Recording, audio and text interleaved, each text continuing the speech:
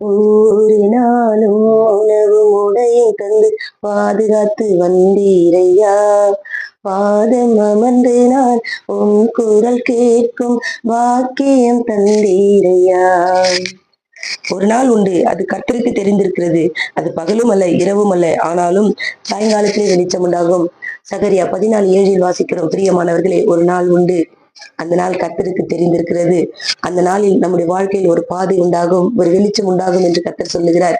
எனக்கு மட்டும் ஏங்க இன்னும் அந்த நாள் வரவில்லை? என் கண்ணீரை துடைக்கிற அந்த நாள் சீக்கிரமாய் வராதா? நான் நிம்மதியாய் படுத்து உறங்குகிற அந்த நாள் சீக்கிரமாய் வராதா?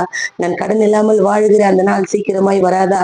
என் சத்துருக்களை நான் மேற்கொள்ளுகிற அந்த நாள் எனக்கு சீக்கிரமாய் வராதா என்று கலங்கி ஏங்கிக் கொண்டிருக்கிறீர்களா? நிச்சயமாய் ஒரு நாள் உண்டு, அந்த நாள் நிச்சயமாய் வரும் என்று கர்த்தர் சொல்லுகிறார்.